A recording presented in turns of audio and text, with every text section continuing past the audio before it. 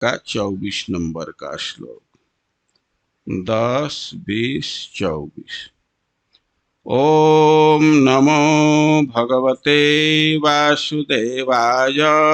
ओम नमो भगवते वासुदेवाय। ओम नमो भगवते वासुदेवाय। ओम नमो भगवते वासुदेवाय। ओम नमो भगवते वासुदेवाय। ओम नमो भगवते वासुदेवाय। व्यमुञ्चान् व्यमुञ्चन् वायुभिः वायुभिः नूना न्यूनां भूतेभ्यः भूतेभ्यः च च अमृतम् अमृतं घनः घनाः यथाशीशो यथा शीशो विष्पतयः विस्पतयो काले काले काले काले द्विजैरितः। द्विजेरिता।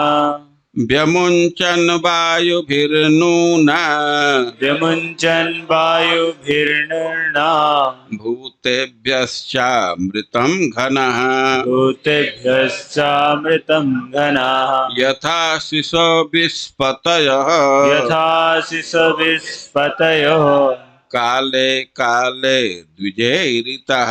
काले काले द्विजेरिता। व्यमुञ्चन् वायुभिर्नूना व्यमुञ्चन् वायुभिर्नूना भूतेभ्यश्चामृतं घनः भूतेभ्यश्चामृतं घनाः यथा शिशो विस्पतयः यथा शिशो विस्पतयो काले काले द्विजैरितः। काले काले द्विजेरिता। व्यमुञ्चान् व्यमुञ्चन् मुक्त किया मुक्त किया वायुभिः वायुभिः वायु के द्वारा वायु के द्वारा नुन्नः न्यून प्रेरित प्रेरित भूतेभ्यः भूतेभ्य समस्त जीवों के लिए समस्त जीवों के लिए च तथा तथा अमृतम अमृतम अमृत तुल्य जल अमृत तुल्य जल घना घना बादल बादल यथा यथा जिस तरह आशीष आशीष दातव्य आशीर्वाद दातव्य आशीर्वाद वित्पतयः वित्पतयो राजा राजा काले काले काले काले समय समय पर द्विज द्विज ब्राह्मणों द्वारा ईरितः प्रेरित। प्रेरित। अनुवाद और तात्पर्य। अनुवाद। वायु द्वारा प्रेरित बादलों ने समस्त जीवों के लाभ हेतु अपना अमृत तुल्य जल उसी तरह विमुक्त किया जिस तरह राजागण अपने ब्राह्मण पुरोहितों के आदेशानुसार अपनी प्रजा में दान बांटते हैं। तात्पर्य। श्रील प्रभुपाद की टीका है। वर्षा ऋतु में वायु द्वारा उछाले गए बादल जल प्रदान करते हैं जिसका स्वागत अमृत के समान होता है। जब वेदों के अनुयायी ब्राह्मण जन राजा तथा धनी व्यापारी जैसे समृद्ध व्यक्तियों को बड़े बड़े यज्ञ संपन्न करने हेतु दान देने के लिए प्रोत्साहित करते हैं तो ऐसी संपत्ति का वितरण भी अमृत तुल्य होता है। मानव समाज के 4 वर्ण ब्राह्मण क्षत्रिय वैश्य तथा शूद्र पारस्परिक सहयोग से शांति पूर्वक रहने के लिए निर्मित है, किंतु ऐसा तभी संभव है जब उनका मार्गदर्शन ऐसे कुशल वैदिक ब्राह्मण करें जो यज्ञ करते हों और धन का समान वितरण करें। जगत गुरु श्रील प्रभुपाद की। हम लोग वर्षा ऋतु का वर्णन सुन रहे हैं। कल श्लोक नंबर 16 तक हुआ था। आज हम लोग 17 से प्रारंभ कर रहे हैं। लोक बंधु सुमेघेषु विद्युतश्चल सौहृदा स्थैर्यं न चक्रुः कामिन्यः पुरुषेषु गुणिशिव। वर्षा ऋतु का वर्णन कर रहे हैं कि बिजली चमक रही है। स्वाभाविक है, वर्षा ऋतु में हम लोग बिजली के चमकने की क्रिया को देखते हैं। विद्युत के विषय में कह रहे हैं कि विद्युतश्चल सौहृदा। विद्युत की विशेषता है कि उसमें अस्थायित्व नहीं है। विद्युत चमकता है तो कभी इस बादल में चमक रहा है, तब तक कभी दूसरे जगह चमकने लगता है। आप लोग देखे हैं ना। और ऐसा नहीं है कि जिस बादल में चमक रहा है तो बहुत देर तक वहीं टिका रहे। चमका और इसके बाद विलोप, फिर दूसरे जगह चमकने लगा। और बादल का विशेषण दे रहे हैं लोक बंधुसु।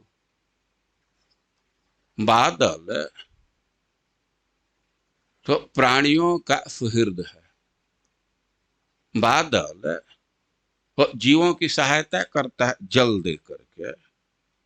तो बहुत महत्वपूर्ण स्थिति में है, वह बहुत महत्वपूर्ण है। लेकिन ऐसे महत्वपूर्ण बादलों से भी बिजली का अस्थाई संबंध नहीं है, स्थायी सौहार्द नहीं है।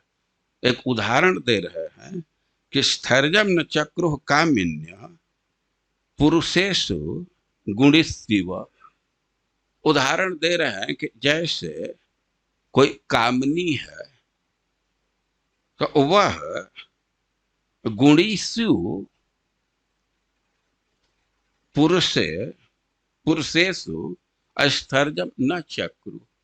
यद्यपि कोई गुणशील व्यक्ति है, लेकिन फिर भी उससे अस्थाई संबंध नहीं रखती। विद्युत का बादल से कैसा संबंध है और इसको स्पष्ट करने के लिए लोक से पुंसचली स्त्री का पुरुष से कैसा संबंध होता है और इसको प्रस्तुत कर रहे हैं। और यहाँ ध्यान देने की बात है, बादल के लिए कह रहे हैं कि लोक बंधुसु। तो बादल कोई बुरा व्यक्ति नहीं है, वो तो अच्छा व्यक्तित्व है उसका और लोगों की सहायता करता है।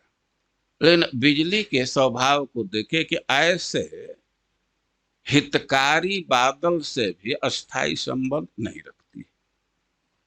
तो उदाहरण दे रहे हैं कि जैसे कोई कामनी स्त्री है वो गुणी व्यक्ति के साथ भी अस्थायी रूप से नहीं रहती। गुणी सी वह पुरुषेषु गुणीषु। और कामनी स्त्री और सती स्त्री का अंतर होता है। यहाँ पुंसचली स्त्री के विषय में कहा जाता है। पुंसचली का अर्थ ही होता है पुंसी पुंसी चलती।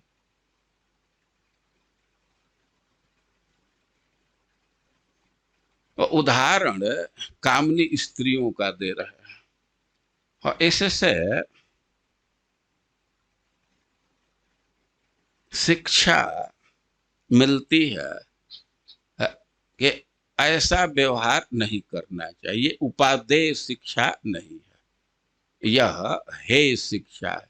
ऐसे व्यवहार का त्याग करना चाहिए। पुंसचली स्त्री के स्वभाव में है कि कोई गुणी लोक बंधु ऐसा भी व्यक्ति है कि उसको उसका भरण पोषण कर रहा है, उसको बहुत सुविधा दे रहा है, उसको धन दे रहा है, लेकिन दो अर्थ में वो उससे अस्थाई संबंध नहीं रखती। एक इस अर्थ में कि उससे अधिक कहीं गुण दिख गया, धन सौंदर्य, तो तुरंत उसको छोड़ करके उससे कनेक्शन जोड़ती। या कभी कभी वह गुणी है और उसको उदारता से सुविधा दे रहा है, और लोक बंधुसु वह दूसरों को भी दान इत्यादि दे रहा है। तो एक आचार्य कहते हैं कि कैलकुलेट कर देती है कि ऐसे ही खर्चा करता रहेगा तब तो कंगाल होने वाला है, अब इसके साथ क्या रहना है।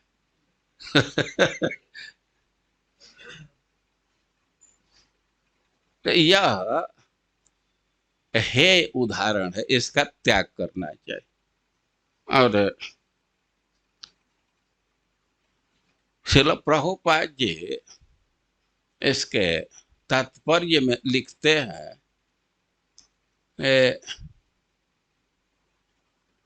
चाहे वह पुरुष हो या स्त्री हो, इस संसार में समृद्धि के लिए उनको परस्पर सहयोग की आवश्यकता होती।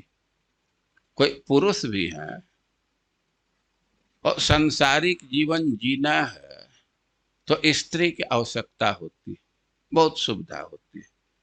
और स्त्री को भी एक आश्रय की आवश्यकता होती। अब दोनों का संबंध अस्थाई होता है तो बहुत समृद्धि रहती है। और कहीं खटपट होने लगा या अब स्त्री त्याग करके चली गई तो पुरुष बहुत परेशानी महसूस करता है। अरे व्यवहार में तो परेशानी होती है, उसके मन में बहुत परेशानी होती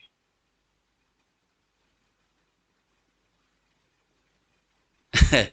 साधारण लोगों से तो कोई हम लोगों का इस विषय में संबंध नहीं है, लेकिन भक्तों के जीवन में भी ऐसा देखा जाता है। स्त्री त्याग कर दी तो बहुत उद्वेलित रहते हैं, बहुत चिंतित रहते हैं। अब पति जब बहुत दुखी है, उद्वेलित है, तो बच्चों का भी ठीक से भरण पोषण नहीं होता, तो एक तरह से सब कुछ बर्बाद हो जाता है।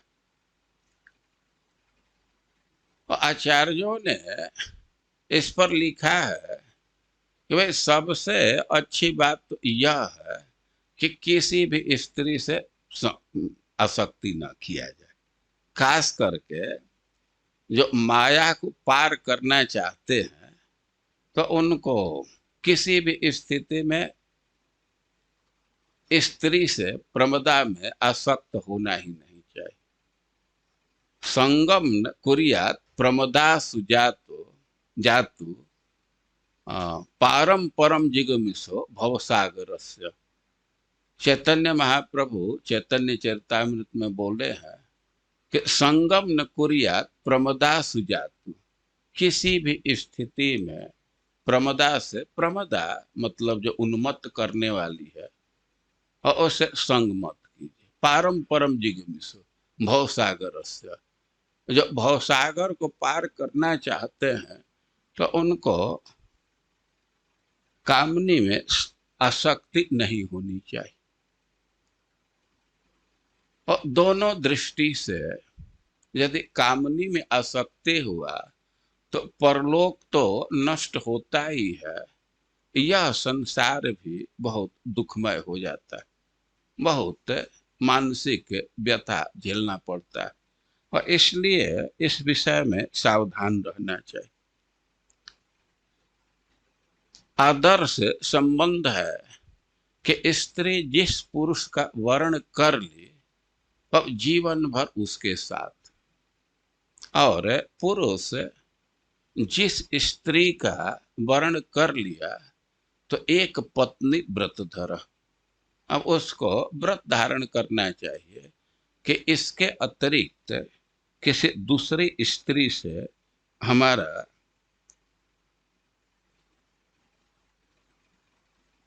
मैथुन संबंध नहीं होगा। तो यहाँ जो बादल और बिजली के संबंध को दिखाया गया है या कामनी स्त्री के व्यवहार को दिखाया गया है, तो इससे है शिक्षा प्राप्त होती है। ऐसा व्यवहार का त्याग करना चाहिए। अब आगे कह रहे हैं कि धनुर्वियति माहिंद्रम निर्गुणम च गुणनी अभात गुणिन्यभात व्यक्ते गुणव्यति करे अगुणवान पुरुषो यथा। आकाश में कभी कभी खास करके संध्या के समय एक धनुष जैसा दिखने लगता है। उसमें कई एक रंग दिखता है और उसको इंद्रधनुष कहते हैं। सब लोग इंद्रधनुष देखे हैं ना?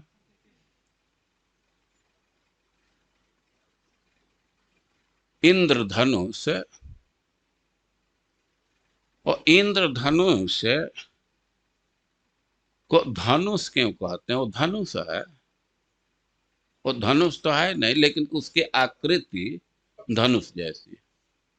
लेकिन जो ओरिजिनल धनुष है और इंद्रधनुष में अंतर क्या है? रस्सी। ये संसार में जो धनुष देखते हैं तो झुका हुआ है, इसलिए कि उसको रस्सी से बांधा गया। यदि वो बांस का जो फरनाठी है उसको रस्सी से न बांधे तो लगभग सीधा हो जाएगा। वह चाप जैसा तब बनता है जब उसको रस्सी से बांध करके रखते।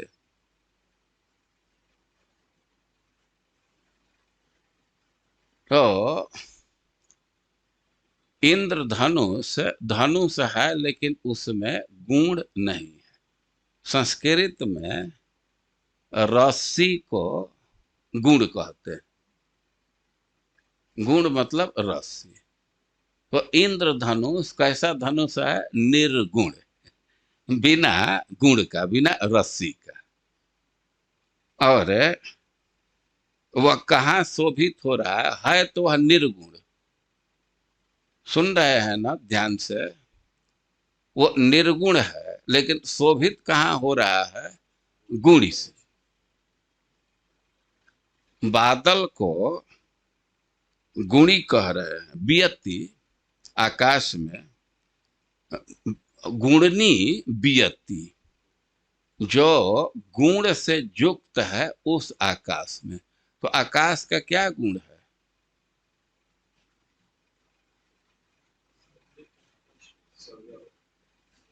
लो, पंच महाभूत के गुण तो ये सबसे अधिक यहाँ चर्चा होती है ना।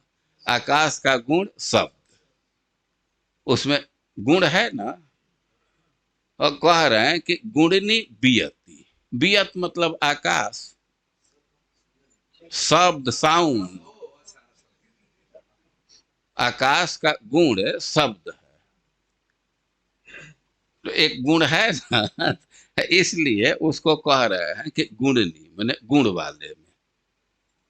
तो निर्गुण धनुष कहाँ शोभित हो रहा है? गुण वाले में। तो उदाहरण दे रहे हैं कैसे शोभित हो रहा है।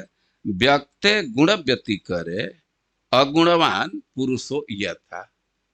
ये जो संसार है तो यह तो गुणों का ही विकार है। जो भी संसार आप देख रहे हैं, प्रपंच जो देख रहे हैं, तो बस तीन चीज का ही ये ट्रांसफॉर्मेशन है। सत्व, रज, तम, यही विविध रूप में हुआ है ना। तो ये संसार तो सगुण है। ये सगुण क्या? गुण स्वरूप है। और अगुणवान पुरुषो यथा, और भगवान गुण से रहित है। वे गुणातीत हैं। जो प्रकृति के गुण है उससे ऊपर है ना। तो जैसे धनुष है वह गुण रहित है, वहां गुण रहित मतलब रस्सी रहित, और अब उसके जगह पर भगवान तो ये भी गुण रहित है, इस अर्थ में कि सत्व रज तम से उनका कोई संपर्क नहीं। तो धनुष, इंद्र धनुष भले ही वो गुणनी बियती, गुण वाले आकाश में, लेकिन शोभित बहुत होता है। तो ठीक वैसे शोभित हो रहा है निर्गुण धनुष गुण युक्त आकाश में, वैसे शोभित हो रहा है जैसे गुण के कार्य में निर्गुण भगवान शोभित होते हैं। समझ में आ रहा है? भगवान निर्गुण है लेकिन गुण में शोभित हो रहे हैं, और धनुष निर्गुण है और गुण युक्त आकाश में शोभित हो रहा है। तो यह बहुत सुंदर उपमा है। कभी भी भगवान में प्रकृति के गुण का आरोप नहीं करना चाहिए। भगवान बहुत सुंदर लगते हैं लेकिन गुण का कोई संपर्क नहीं है। भले ही गुण में शोभित हो रहे हैं लेकिन हैं बिल्कुल निर्गुण। जैसे आकाश में इंद्रधनुष शोभित हो रहा है, वो धनुष जरूर है लेकिन निर्गुण धनुष है, उसमें रस्सी नहीं है। और ये तो भगवान का उदाहरण दिए, अब फिर एक दूसरा उदाहरण दे रहे हैं। नर राजो डुपः छन्न सज्योत्स्ना राजितेर घन अहम मत्या भाषितया स्वभाषा पुरुषो यथा।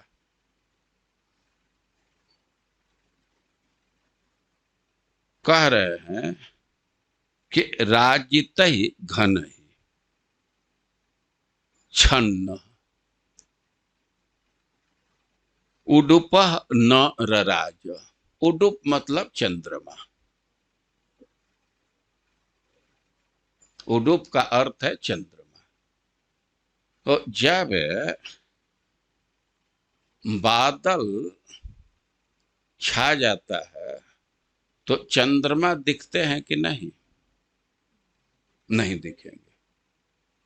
और चंद्रमा तो नहीं दिखते हैं लेकिन बादल दिखता है कि नहीं? दिखता है। और कभी कभी बादल में तेज भी दिखता है, लालिमा भी दिखती है। चंद्रमा नहीं दिख रहे हैं और बादल लाल दिखती है, तेज से युक्त दिखती है। लेकिन बादल तो दिख रही है तेज से युक्त, लेकिन वो तेज किसका है? बादल का नहीं, तेज है चंद्रमा का। और उसी तेज से बादल चमक भी रहा है लेकिन चंद्रमा को ही ढक दिया। तो अब इसको समझाने के लिए उदाहरण एक दे रहे हैं कि अहम मत्या भाषितया स्वभाषा पुरुषो यथा। कह रहे हैं कि स्वभाषा, जिसका अपना प्रकाश है, जो स्वयं ही प्रकाशित होता है, लेकिन अहम मत्या भाषितया पुरुषो यथा, लेकिन अहंकार से जैसे वो ढक जाता है।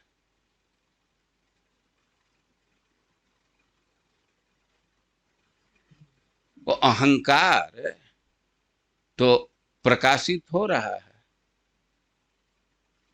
वे अहंकार तो बहुत बहुत प्रकार का है, लेकिन अहंकार तो दिखता है, लेकिन अहंकार को जो प्रकाशित करने वाला है तो वही ढक जाता है। ये जो प्राणियों में अहंकार है, खास करके मनुष्य में। मैं ब्राह्मण हूं, क्षत्रिय हूं, तो ये बादल के चमक जैसा है। बादल में भी एक प्रकाश दिखता है ना, लेकिन वो प्रकाश उसका अपना नहीं है। प्रकाश किसका है? चंद्रमा का। तो ये विचित्र बात है, विचित्र विडंबना है कि चंद्रमा के प्रकाश से बादल भासित हो रहा है, चमक रहा है, लेकिन चंद्रमा को ही ढक दिया, चंद्रमा दिखाई नहीं देता। और उसी तरह आत्मा के शक्ति से ही, आत्मा के गुण से ही ये अहंकार दिखता है, या और भी जो गुण है।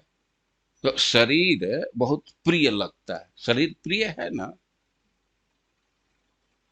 शरीर प्रिय लग रहा है, लेकिन यह प्रिय, इसमें प्रियता गुण अपना नहीं है। किसका गुण है? आत्मा का। आत्मा प्रिय है, तो वही गुण शरीर में भासित हो रहा है, लेकिन यह शरीर आत्मा को ढक देता है। इसको थोड़ा और विचार करके समझिए। ऐसे किसी में अहंकार है कि मैं ब्राह्मण हूं, मैं क्षत्रिय हूं, मैं सुंदर हूं, मैं गोरा हूं। यदि शरीर में जीवात्मा न रहे तो ऐसा कोई अहंकार कर पाएगा? तो ये अहंकार को प्रकाशित कौन कर रहा है? जीवात्मा। और यह अहंकार उसी आत्मा को ढक दे रहा है। हम आत्मा के विषय में कुछ ज्ञान ही नहीं है, बिल्कुल आदमी भूल जाता है। आत्मा के स्वरूप का तो स्मरण नहीं होता है, न उसका अनुसंधान नहीं है। तो यह बड़ा ही सुंदर उदाहरण दे रहे हैं। ये तो चंद्रमा के या आकाश के सौंदर्य को समझाने के लिए जीवात्मा का उदाहरण दे रहे हैं, लेकिन हम लोगों को तो आकाश के उदाहरण से जीवात्मा और शरीर के संबंध का कुछ ज्ञान हो रहा है। हम लोग इसको उल्टा रूप में ग्रहण कर रहे हैं। किसी को कुछ कठिनाई लग रही है इस बात को समझने में, फिर से इस बात को समझिए। चंद्रमा आकाश में है, बादल खूब छा गया तो चंद्रमा तो ढक जाता है, वो नहीं दिखाई देता है। लेकिन वो जो बादल है उसमें कुछ कभी कभी चमक, कभी कभी लालिमा ऐसे दिखाई देती है, या कभी कभी झुक झुक चंद्रमा भी दिखाई देता है थोड़ा थोड़ा।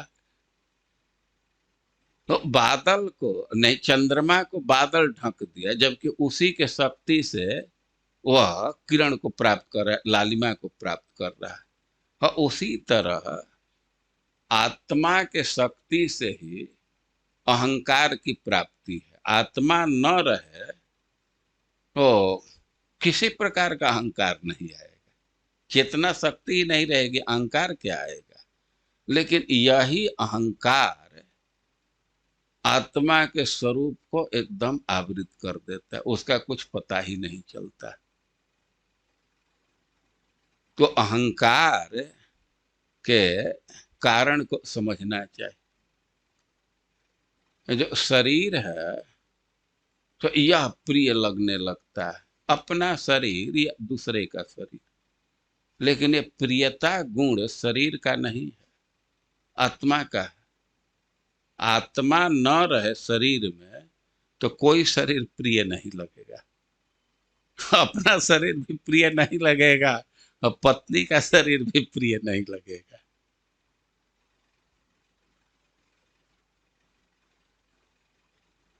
तो आत्मा के गुण से ही पत्नी प्रिय लग रही है, लेकिन कभी इधर ध्यान नहीं जाता है कि वह आत्मा भगवान का अंश है।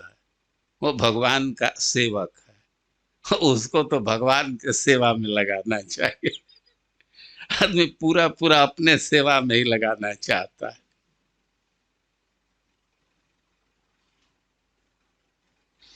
बहुत सुंदर ये निरूपण कर रहा है कि अहम मत्या भासितया, ये अहंकार किसी में है तो इसी से पता चल रहा है कि चेतन तत्व है। चेतन तत्व न रहे तो अहंकार का कोई प्रश्न ही नहीं है। या जो चेतन तत्व का गुण है, उस सेवा करने का, अभिमान करने का, तो वही गुण शरीर में प्रकाशित हो रहा है। उसी के शक्ति से प्रकाशित हो रहा है। उस आत्मा के विषय में कह रहे हैं कि स्वभाषा, उसको प्रकाशित करने के लिए किसी दूसरे चीज की आवश्यकता नहीं है, लेकिन वह ढक गया। यह जीवात्मा पर भी घटित होगा और परमात्मा पर भी घटित होगा। भगवान के शक्ति से ही अहंकार उदित हो रहा है। विविध प्रकार का अहंकार है, लेकिन वही भगवान ढक गए। कभी स्मरण नहीं आता है कि हृदय में भगवान। यदि यह अनुसंधान रहे कि हमारे हृदय में ही भगवान है, तो कोई व्यक्ति बुरा कर्म नहीं कर सकता। यह ध्यान रहे कि भगवान हृदय में है तो बुरा कर्म नहीं करेगा। लेकिन भगवान का अनुसंधान नहीं रहता, भगवान बहुत दूर हो जाते। यत्सानुबंधे सति देह गेह ममाह मृत्यु दुराग्रहण, जिसका अहंकार बहुत जम गया है और उस व्यक्ति के लिए भगवान परमात्मा यद्यपि वे हृदय में ही है, लेकिन बहुत दूर हो जाते हैं। और जैसे बादल को देख करके हम चंद्रमा का अनुमान कर लेते हैं, बादल की चमक से समझ जाते हैं कि चंद्रमा है, तो उसी प्रकार अहंकार को देख करके भगवान की सत्ता का अनुसंधान करना चाहिए, उस पर ध्यान रखना चाहिए। अब एक बात कह रहे हैं कि मेघा गमोत्सवा हृष्टा प्रत्यनंदन शिखंडिन। जेम ही आकाश में मेघ आए, बादल आए, तो इसको देख करके मयूर प्रसन्न हो जाते हैं। मयूर के लिए तो उत्सव के समान है। बादल बहुत प्रसन्न हो जाते हैं और प्रत्यनंदन शिखंडिन, वो प्रसन्न हो करके बादल का सत्कार करते हैं, नाच नाच करके सत्कार करते हैं। बादल को देख करके बहुत प्रसन्न होते हैं मोर। वो कैसे प्रसन्न होते हैं बादल को देख करके, वो उदाहरण दे रहे हैं कि गृहेषु तप्त निर्वीणा यथा चित्त जनागम। मयूर बादल को देख करके वैसे प्रसन्न हो रहे हैं जैसे कोई गृहस्थी के चिंता से दुखी व्यक्ति, तप्त व्यक्ति और वैराग्य युग व्यक्ति किसी वैष्णव के दर्शन से प्रसन्न होता है। देखिए, गृहस्थी के लिए कह रहे हैं कि जो व्यक्ति गृहेषु तप्त, घर गृहस्थी में तप्त है, तप्त तो सब रहते ही हैं। कोई भी गृहस्थी के जीवन है तो उसका ऐसा स्वभाव है कि हमेशा संताप रहता है। थोड़े देर के लिए वे बहुत प्रसन्न भी होते हैं। श्रीमद् भागवतम में इसको लिखा गया है गंधर्व नगरोपमम। जैसे कभी आकाश में ऐसा बादल दिखता है कि लगता है कि कोई नगर ही आकाश में, लेकिन एक समय वो नगर जैसा दिखता है, तब तक दूसरे क्षण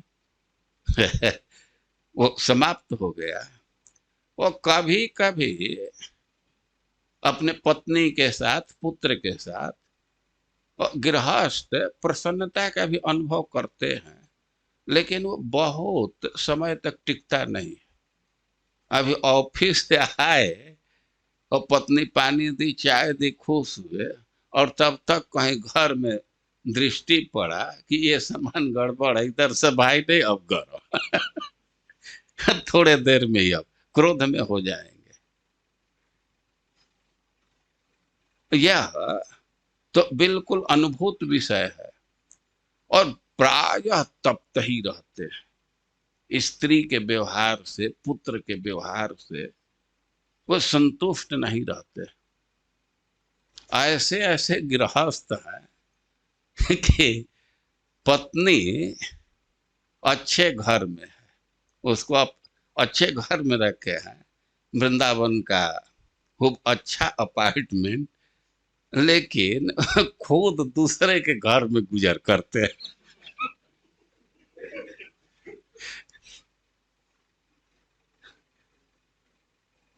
पत्नी ये नाराई ग्रीन में और वे पुष्पांजलि में किसी के बरामदे में पति महोदय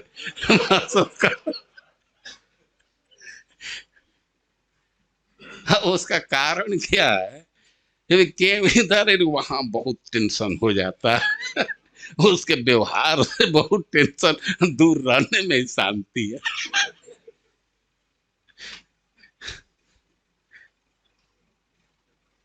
तो तप्त रहते हैं, लेकिन जब तक निर्वेद नहीं है। निर्वेद का अर्थ होता है कि उसके कटुता का अनुभव होने लगा कि अच्छा चीज नहीं है, बल्कि छूट जाता तो अच्छा था, तो इसको निर्वेद कहते हैं। और कुछ है निर्वेद है, गृहस्थी के कटुता का अनुभव कर रहे हैं, और उस समय कोई वैष्णव दिख जाता है तो बहुत प्रसन्न होते। यदि निर्वेद नहीं है, कष्ट भोग रहे हैं, टेंशन है, करकराहट है, लेकिन निर्वेद नहीं है, वैराग्य नहीं है, तो वैष्णव के आने पर भी प्रसन्नता नहीं होती है, बल्कि कुछ दुख ही होता है कि अब तो आया, कुछ तो दक्षिणा देना पड़ेगा अब तो घर पर आया तो कुछ तो हमारा और खर्च हो जाएगा। लेकिन यदि निर्वेद है, वैराग्य है, तो बहुत शीतलता अनुभव करते हैं।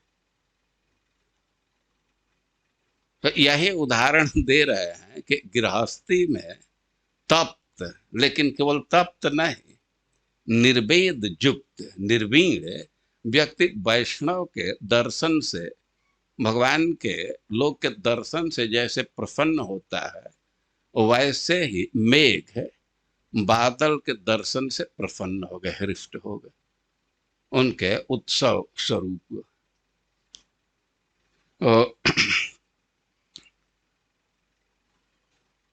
यह वर्षा ऋतु का वर्णन कर रहे हैं। अब आगे कह रहे हैं कि पित्वापह, यही है ना, पित्वापह पादपा पद भी आसन्नात्म मूर्तय प्राक्षामः तपसा श्रांता यथा कामान सेवया। वृक्ष के विषय में कह रहे हैं कि पित्वा आपह पादपा, पादपा जो पैर से ही पीता है उसको पादप कहते हैं, वृक्ष को पादप कहते हैं। वह तो अपने जड़ से ही शक्ति खींच लेता है, रस खींचता है। तो कह रहे हैं कि बरसात होने से तो अब बहुत जल मिलता है नीचे से, तो पद भी आसन्नात्म मूर्तय, वो अपने पैर से ही, जड़ से ही वो रस खींच करके, पानी पी करके, और आसन नानात्म मूर्तय, वह विविध रूप में हो गया। विविध रूप में इस अर्थ में कि अब बरसात होने से उसके डाली फेंक रहे हैं, पत्ते फेंक रहे हैं, कई एक डाली पत्ते क्या क्या आ रहे हैं। और वही वृक्ष पहले कैसे था? प्राक क्षामा तपसा श्रांता यथा कामानुसेवया। पहले तो बिल्कुल वो तप्त था, श्रांत था, वो थका हुआ था, इस अर्थ में कि पत्ते भी गिर रहे। ये श्रांति का द्योतक है। गर्मी के चलते पत्ते भी गिर जाते हैं। वो गर्मी में तो एकदम पत्ता गिर गया, सूखा हुआ। लेकिन बरसात हुआ तो अब अपने जड़ से रस घीर करके आसन नानात्म मूर्त, अब इधर टहनी फेंक रहा है, उधर फेंक रहा है, पत्ते भी आ गए, नाना रूप धारण कर रहा है। तो उदाहरण दे रहे हैं कि यथा कामानुसेवया, जैसे कोई व्यक्ति गरीबी में है तो तप रहा है, उसका शरीर भी सूख गया है, लेकिन अब उसके भोग के संसाधन आ गए, तो अब नानात्म मूर्तय, कोई एक चीज खाता है, कोई एक ढंग का कपड़ा पहनने लगता है। ऐसा होता है ना। अब संसाधन नहीं है तो एकदम सूखा हुआ है, और एक कपड़ा कुछ है, और कैसे भी निर्वाह कर रहा है। और जब संसाधन हो गए, उसके अच्छे प्रारब्ध उपस्थित हो गए, तो कई एक रंग का कपड़ा वो पहनने लगता है, कई एक स्वेटर लोग धारण करने लगते हैं, और क्या क्या खाने पीने लगते हैं। तो यही उदाहरण दे रहे हैं कि वैसे ही जो वृक्ष सूख गए थे गर्मी में, एकदम थके लग रहे थे, पत्ते इत्यादि गिर गए थे, तो बरसात आते ही अपने जड़ से रस ले करके वे नाना रूप में पल्लवित हो गए और वे बढ़ने लगे। अब इसमें शिक्षा की क्या बात है? शिक्षा यह है कि प्रारब्ध से कभी दुख आता है और कभी सुख आता है। वो इसके फेरे में नहीं रहना चाहिए। वो तो सुख दुख आ जाएगा, सुविधा असुविधा आती जाती रहेगी। वो इसके लिए प्रयास नहीं करना चाहिए सुविधा जुटाने के लिए, वो तो प्रारब्ध से आ जाएगा।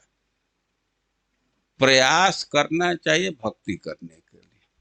प्रहलाद महाराज इसको स्पष्ट शब्दों में कहे हैं कि सुखमैन्द्रियकम दैत्या देह जोगे न सर्वत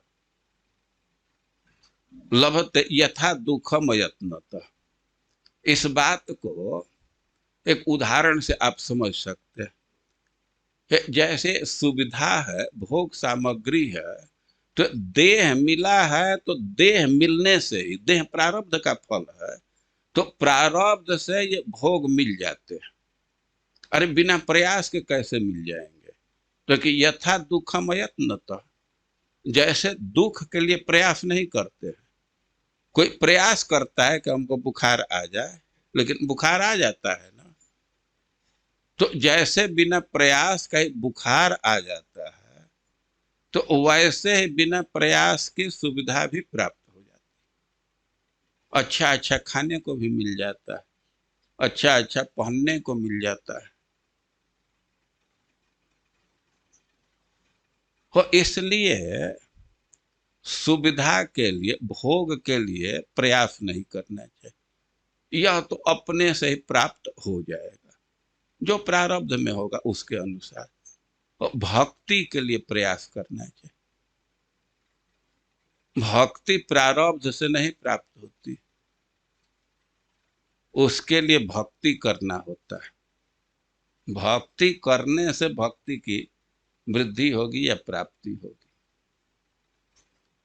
और उसके लिए प्रयास करना चाहिए। व्यर्थ आयु नहीं बिताना चाहिए भोग जुटाने में। इस उदाहरण से समझ सकते हैं कि वृक्ष है, कभी सूखा रहता है, कब तक हरा भरा हो जाता है। वैसे ही हमारा जीवन चलता रहेगा। अब पक्षी के विषय में कह रहे हैं कि सरह सुशांत रोधसु नृषो अंगापि सारसा गृहेश्व शांत कृत्येषु ग्राम्या इव दुराशया। है कि बरसात आने पर सरोवर के नजदीक कीचड़ हो जाता है और कई एक घास उग जाते हैं जिसमें कांट होता है, और वो जल के लहर से इकड़ पकड़ भी वो नजदीक आ जाते हैं और उसी में बबुल इत्यादि का पौधा जम जाता है और कीचड़ रहता है। लेकिन सारसा है, जो सारस पक्षी है, तो वह सरोवर के तट पर ही रहता है। सरह सु अशांत रोधसु, वह जो उसका तट है सरोवर का, तो पंख से, कांटा से, कंकड़ से वो कष्टदायी हो जाता है। लेकिन फिर भी सारस पक्षी बरसात में भी वही रहता है।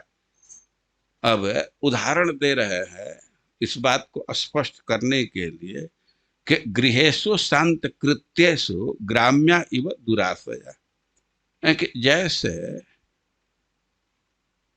दुराशया, जिसका चित्त शुद्ध नहीं है, जिसके चित्त में भोग की वासना है, वो अशांत कृत्येषु, जहाँ बहुत टेंशन है, शांति नहीं है और एक एक से कार्य लगा रहता है, कार्य को संपादित करने में वे हमेशा तंग है, हमेशा परेशान है, लेकिन फिर भी वह गृह में ही निवास करता है। गृहस्थी के स्वरूप को बतलाया गया है कि इसमें कुछ ना कुछ काम लगा ही रहता है।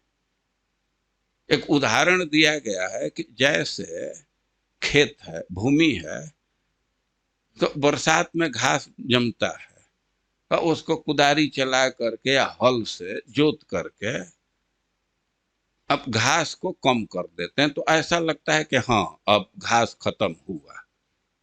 वो जल्दी खत्म नहीं होता है, कोई एक चास जोतने पर तो वो ये उसको बीने निकाले तो लगता है कि हाँ अब खेत चिकना हो गया, अब घास नहीं है, और तब तक 10-20 दिन के बाद फिर घास निकलने लगता है। बहुत परिश्रम करके दूबा को कोड़े और उसको बीने तो दूबा तो निकल गया, अब एकदम मिट्टी अच्छा लगता है, लेकिन 10-20 दिन के बाद अब मोथा उसी में जमने लगता है।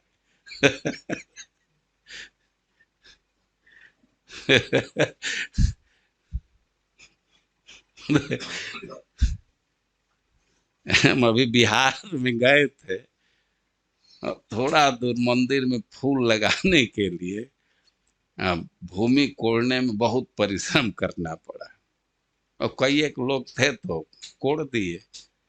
कुछ कुछ घास कम हुआ, फिर उसको ट्रैक्टर से जोतने से कुछ कम हुआ, तो ऐसे लग रहा था कि अब ठीक हो गया। तब तक अब मैं तो 4-5 दिन रहा, तो 3-4 दिन के बाद देखा कि दूबा तो खत्म हुआ लेकिन अब मोथा निकलने लगा उससे। तो गृहस्थी का यही स्वरूप बतलाया गया, बहुत काम होता है,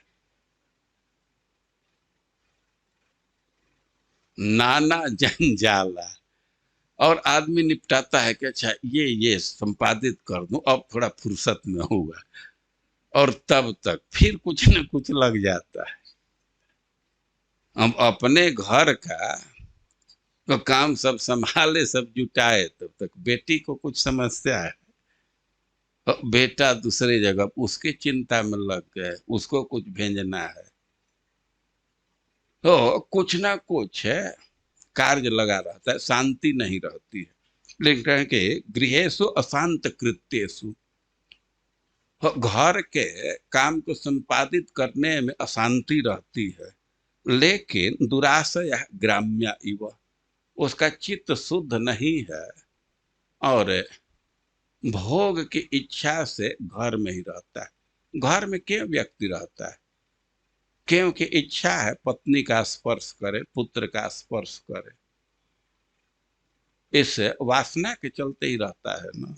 तो जैसे घर में वो पड़ा रहता है, भला ही कितना भी परिश्रम करना पड़े, कितना भी टेंशन रहे, क्योंकि वैसे ही सरोवर का तट तो अशांत है। अशांत इस अर्थ में कि कीचड़ है और कांटेदार पौधा उग गए हैं, कंकड़ इत्यादि है, लेकिन उस तट का वो त्याग नहीं करता। क्यों नहीं त्याग करता है? कि मछली का लोभ है। तट पर रहता है तो बीच बीच में मछली खाता है। ते सारस पक्षी और गृहस्थ की समानता दिखाई गई।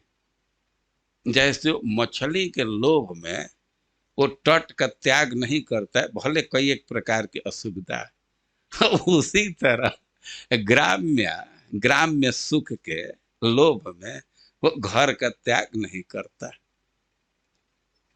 तो यह कोई उपदेश शिक्षा नहीं है, ये है शिक्षा है। कभी कभी गृहस्थ को गृह का त्याग करके तीर्थ इत्यादि में जाना चाहिए। हमेशा घर में ही नहीं रहना चाहिए। कभी कभी छोड़ करके घर तीर्थ में जाना चाहिए। ये लोभ का, मछली के लोभ का त्याग करना चाहिए। सारस केवल मछली के लोभ में पड़ा रहता है। उसी तरह गृहस्थ भी ग्राम्य सुख के लोभ में रहते हैं। आगे कह रहे हैं कि जलौघ है निर्भिद्यंत सेतवो वर्ष तीश्वरे पाषंडी नाम असदवाद वेद मार्गा कलौ यथा। कि जब वर्षा की बौछार होती है, जलौघ है, खूब जल का धार गिरने लगता है, तो उसके प्रभाव से अभिद्यंत सेतवो वर्षति ईश्वरे। अब भगवान इंद्र खूब वर्षा करने लगे तो जो सेतु है, पुल है, वह टूट जाता है। आप लोग पेपर में पढ़ते हैं, बहुत वर्षा है, अब जो पुल है वो टूट जाता है। तो कह रहे हैं कि पाषंडी नाम असदवाद वेद मार्ग कलयुग। उदाहरण दे रहे हैं कि जैसे कलयुग में वेद मार्ग टूट जाता है। ये सड़क स्थापित है, वो स्थापित मार्ग है, लेकिन बहुत वर्षा होने से अब पुल टूट जाता है, सड़क अवरुद्ध हो जाता है। और उसी प्रकार जैसे कलयुग में पाखंडवाद से जो वेद विरुद्ध पंथ है, तो उनका इतना प्रभाव हो जाता है कि वेद का जो पंथ है वह भंग हो जाता है। और इससे शिक्षा यह है कि प्रयास पूर्वक कलयुग में जो वैदिक धर्म है उसका अन्वेषण करना चाहिए। भले ही वह टूट गया है ये पाप के चलते कलयुग के, लेकिन उसका खोज करना चाहिए, उसको प्राप्त करना चाहिए। अब आगे कह रहे हैं कि व्यमुंचन वायुभिर्नूना भूतेभ्यश्चामृतम घना यथा शिशो विस्पतय काले काले द्विजेरिता। खास करके अब बरसात के अंतिम दिनों का वर्णन कर रहे हैं। जब बरसात का अंतिम महीना होता है कुआर में, आश्विन मास में, और उस समय अब थोड़ा भी बादल होता है तो हवा आने से वर्षा हो जाती है। से चित्रा नक्षत्र, स्वाति नक्षत्र में वर्षा का बहुत महत्व है। और चित्रा नक्षत्र है तो लोग कहते हैं कि चील बराबर भी बादल आकाश में है तो कुछ पानी दे देगा, और उस समय पानी बहुत महत्वपूर्ण माना जाता है।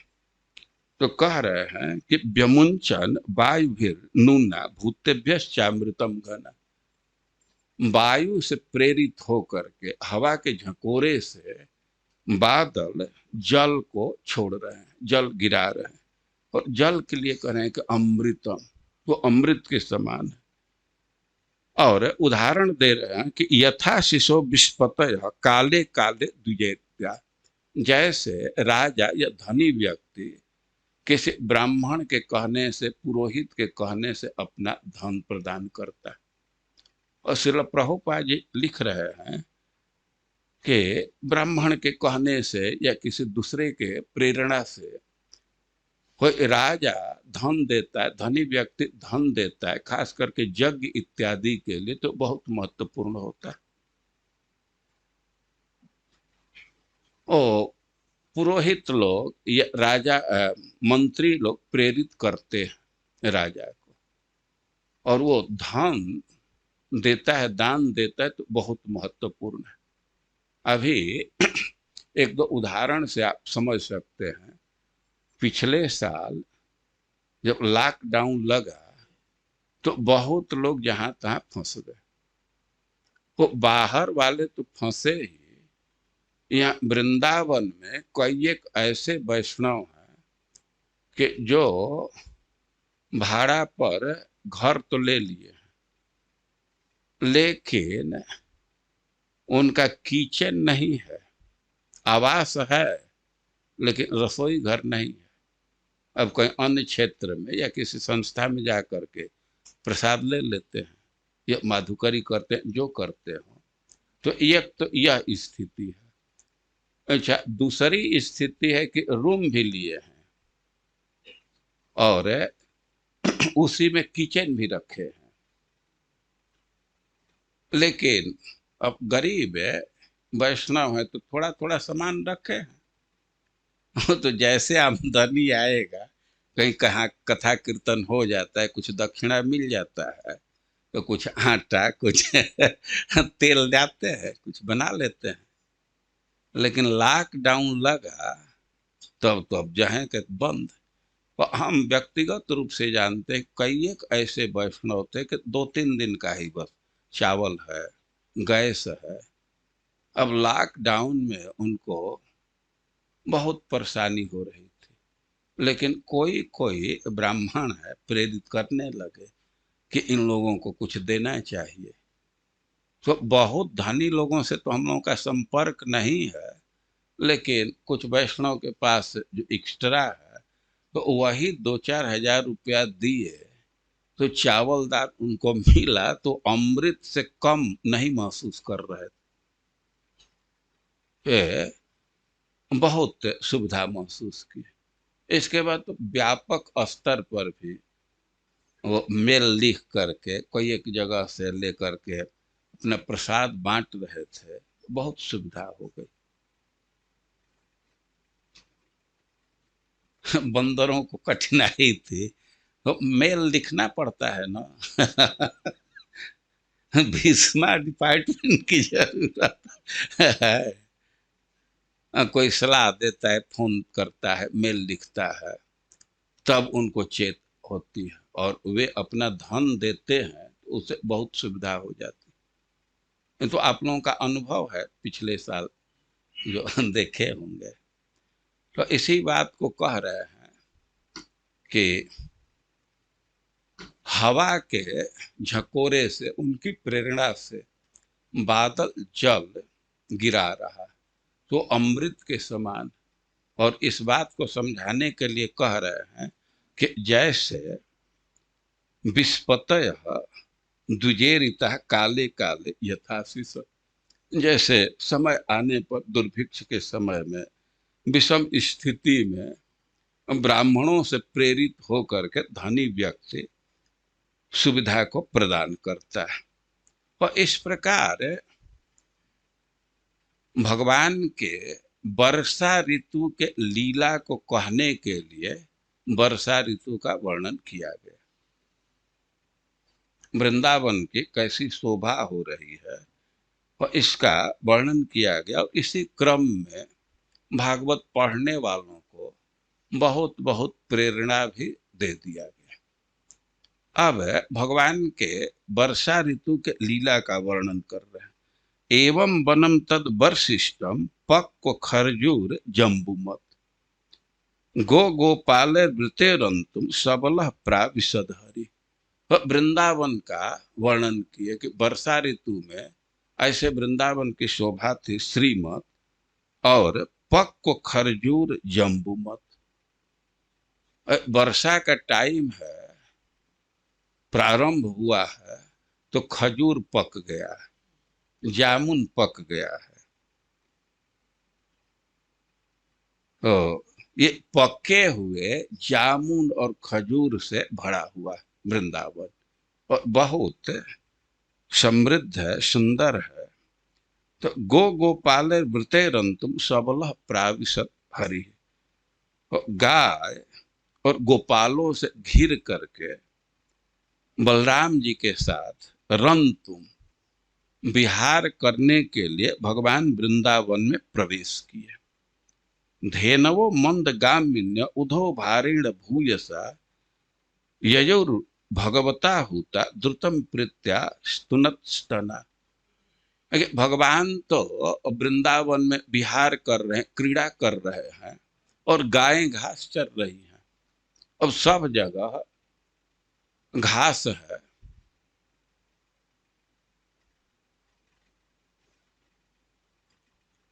वो चित्र से अध्ययन हो रहा है,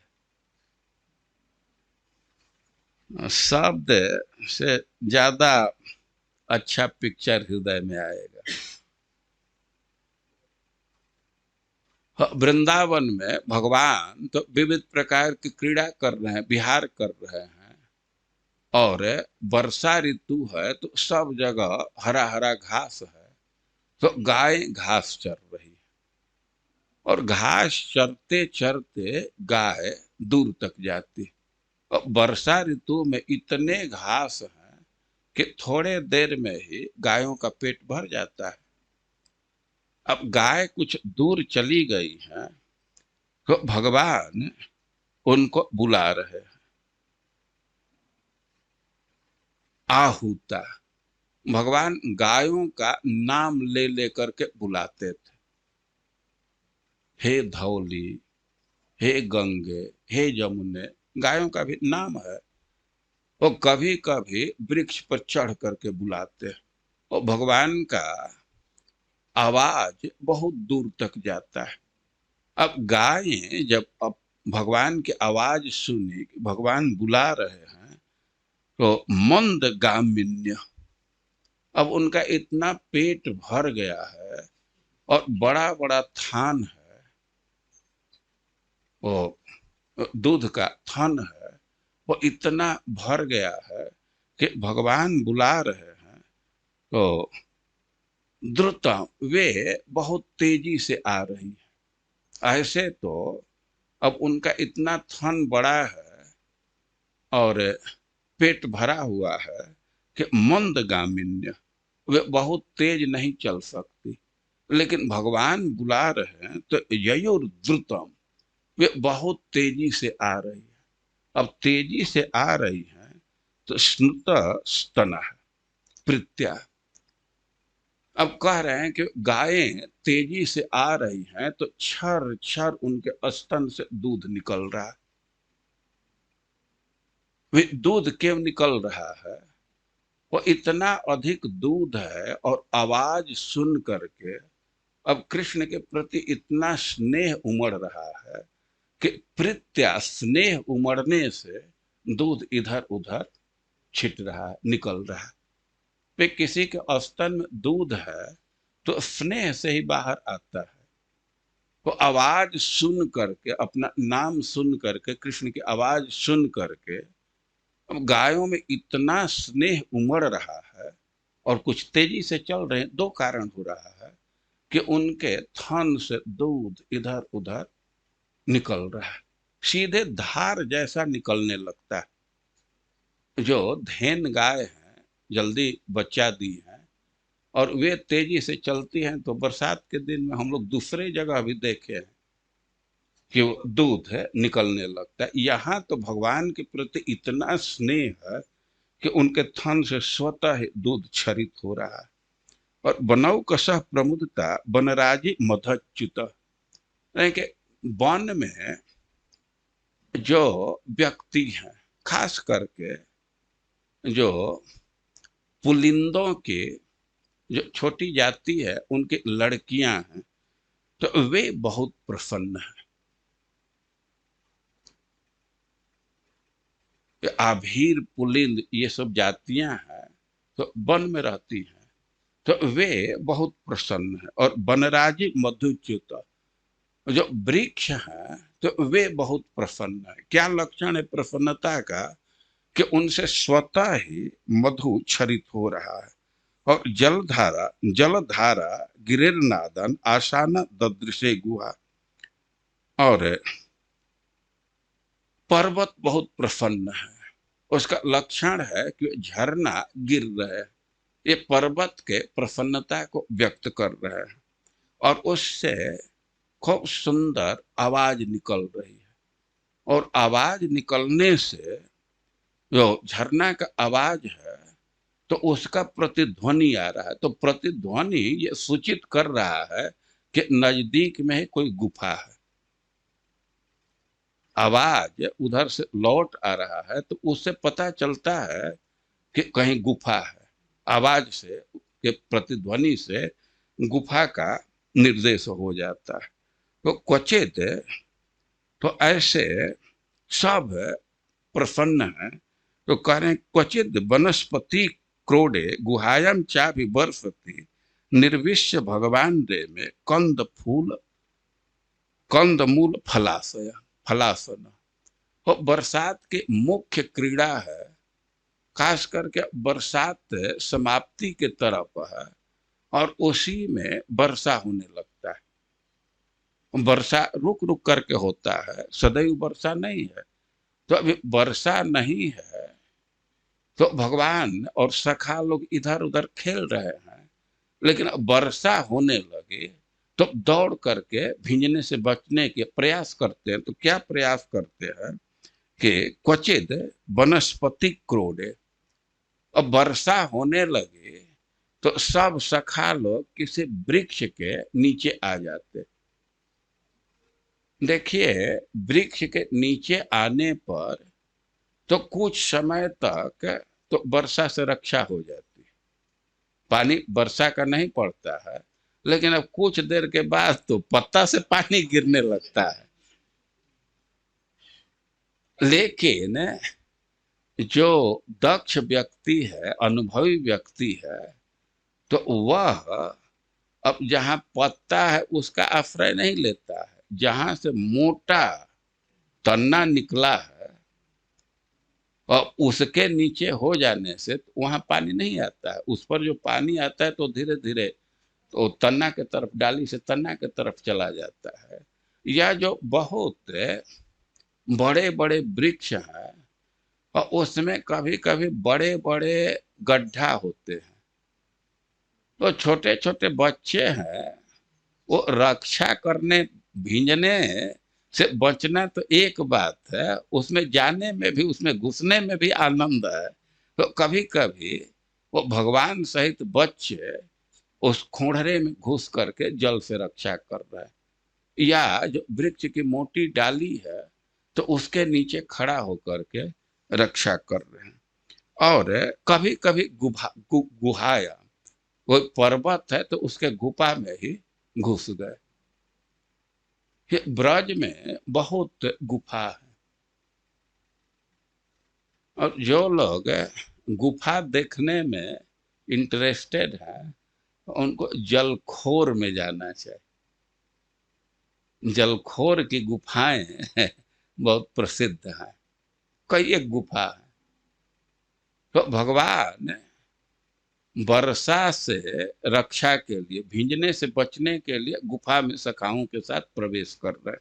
और उनकी एक विशेषता कर रहे हैं कि वहां कोई बहुत टेंशन में नहीं है। वर्षा से बचने के लिए गुफा में घुस गए, लेकिन वहां बहुत चिंता में नहीं है। रे में कंद मूल फलासन, वहां भी आनंद ले रहे हैं। कुछ फल साथ में ले गए हैं, कंद ले गए हैं, मूल ले गए हैं, एक खजूर पका हुआ है, जामुन पका हुआ है और उसको तोड़ लिए हैं। यह वर्षा है तो कई एक प्रकार के मूल है जो खाने में अच्छा लगता है, कंद है। ये कंद और मूल एक ही है। अब अंतर करना चाहे तो थोड़ा थोड़ा अंतर कर सकते हैं। जो कंद है तो माटी के भीतर ही रहता है, और मूल है तो कुछ भीतर रहता है, कुछ बाहर भी आ जाता है। जैसे मूली है तो मूली को कभी कभी आप लोग देखे होंगे कि कुछ ऊपर भी रहता है, लेकिन सरकन को ऐसा नहीं देखे होंगे ना। तो शकरकंद, उसको कंद कहते हैं, ये मूली है। ये और भी दूसरा अंतर किया गया है। तो कह रहे हैं कि कंद मूल फलासन, भगवान वृक्ष के नीचे जा करके या गुफा में प्रवेश करके विविध प्रकार के फल और कंद मूल खा रहे हैं। और दध्योदनम समानीतम शिलायाम सलिलांतिके संभोज निजे बुभजे गोपे शंकर फणान्वित। भगवान गोचारण के लिए जाते हैं तो माँ को बहुत चिंता रहती है। कभी भी वो बच्चे को बिना भोजन के नहीं भेजती है। माँ पहले से तैयार रखती है और उसको बांध करके अपने बच्चों को दे देती। तो सब सखा लोग छाक लेकर के गए हैं। ब्रज में छाक कहते हैं, अंग्रेजी में उसको टिफिन कहें जो कहें। तो सब ले करके गए हैं। तो गुफा में गुफा में तो फल इत्यादि खा रहे हैं। अब किसी सरोवर के नजदीक पत्थर पर ही उसका भोजन करने लगे। दही ले गए हैं, भात ले गए हैं, लेकिन कोई बर्तन लेकर के नहीं गए हैं खाने के लिए। अब वर्षा का दिन है तो वर्षा होने से तो पत्थर तो बिल्कुल स्वच्छ हैं, तो पत्थर पर ही रह करके और भोजन कर रहे हैं। कह रहे हैं कि दध्योदनम समानीतम शिलायाम सलिलांत के, कहीं जल देखे कि नजदीक में स्वच्छ जल है तो वहीं पत्थर पर खाने लगे। संभोज निये बूझे गोपय शंकर शरणान्वित, भगवान बलराम जी के साथ और अनेक सखाओं के साथ पत्थर पर, शिला पर भोजन कर रहे हैं। तो भगवान कई एक वन में गाय चराते थे और कई एक साल तक गाय चराए, इसलिए बहुत जगह वो पत्थर पर ही वो थाली की आकृति है। और खास करके भोजन थाली तो प्रसिद्ध ही है। तो बरसात में भगवान की मुख्य लीला में यह एक लीला, वे पत्थर पर ही सखाओं के साथ भोजन कर रहे हैं। तो भगवान वर्षा ऋतु को देख करके वे बहुत प्रसन्न हैं। आगे कह रहे हैं कि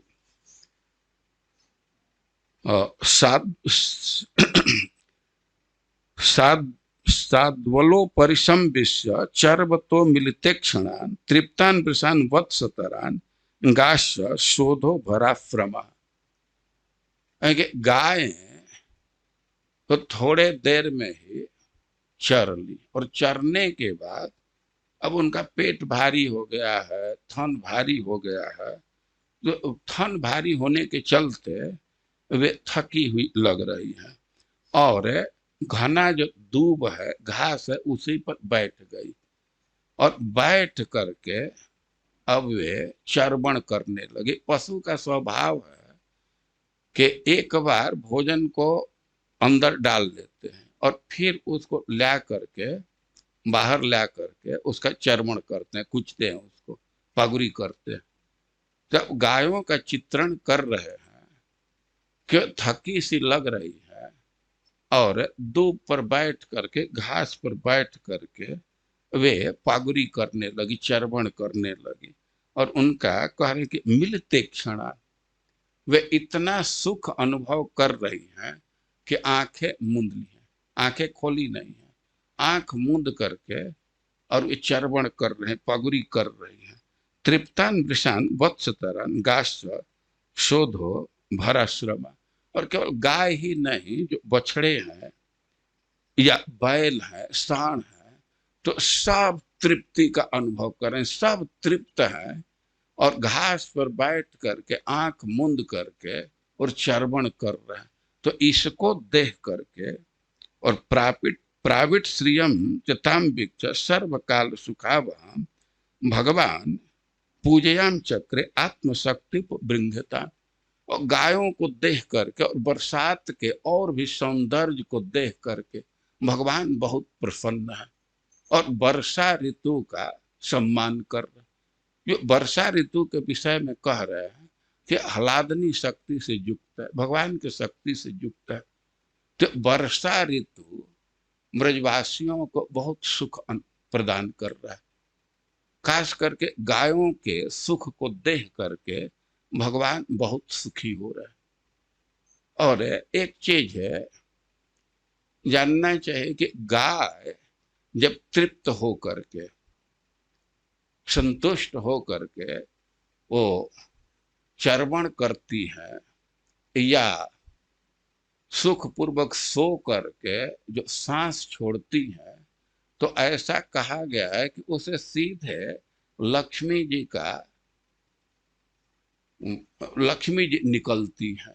तो गाय सुखी हो करके चर्वण करे या सुख के नींद से निश्वास छोड़े तो स्वाभाविक है कि समृद्धि का द्योतक है, क्योंकि उनके सांस से लक्ष्मी जी निकलती।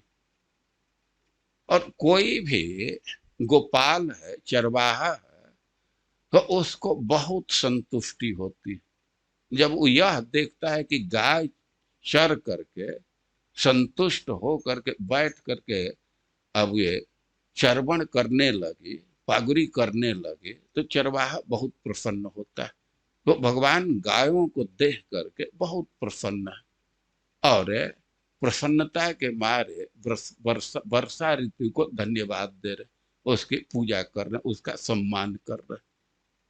और इस प्रकार सुखदेव गोस्वामी वर्षा ऋतु का वर्णन कर रहे हैं। लेकिन वर्षा ऋतु तो 4 महीना, अब इसके बाद तो शरद ऋतु। तो शरद ऋतु की भी अपनी विशेषता है। और जैसे वर्षा ऋतु में ब्रज सुंदर लग रहा है और शरद ऋतु में भी वैसे सुंदर लग रहा है। तब आगे शरद ऋतु का वर्णन किया गया और जिसको हम लोग कल से सुनेंगे। हरे कृष्ण।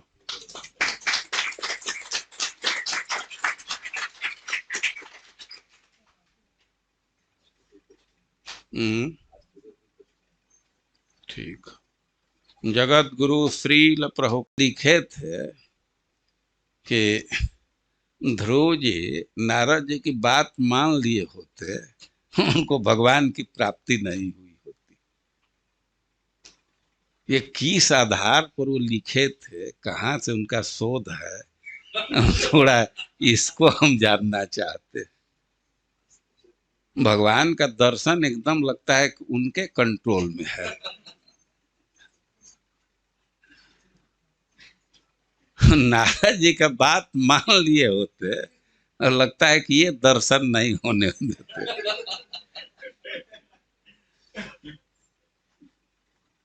कभी कभी लोग एकदम अविचारित बात को स्थापित कर देते हैं और उसी पर प्रश्न खड़ा कर देते हैं और यह बहुत उलझन उत्पन्न कर देता है।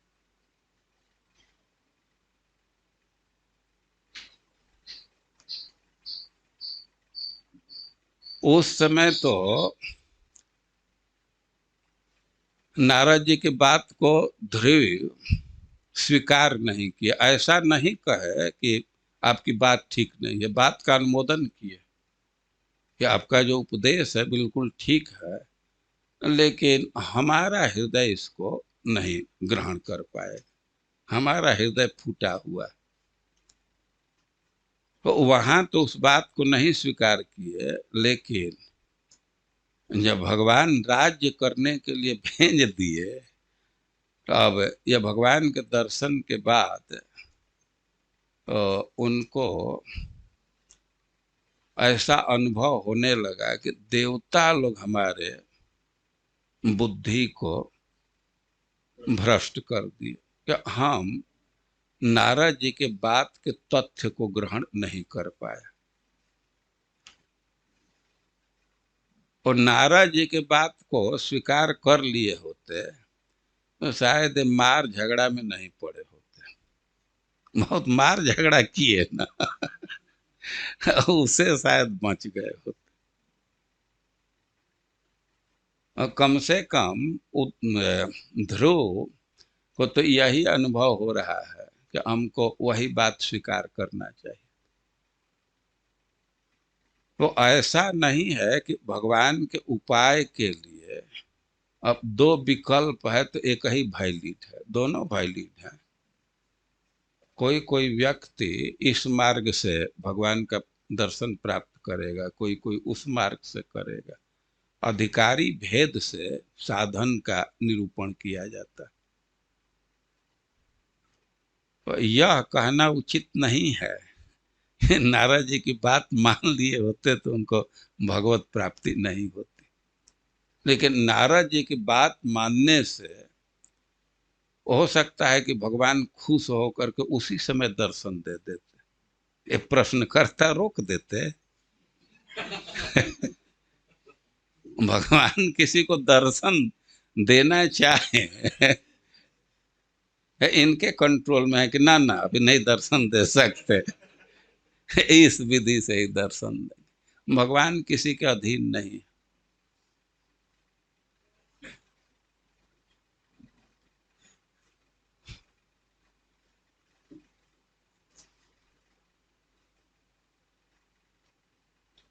ठीक है। जगत गुरु श्रील प्रभुपाद की। कल तो एकादशी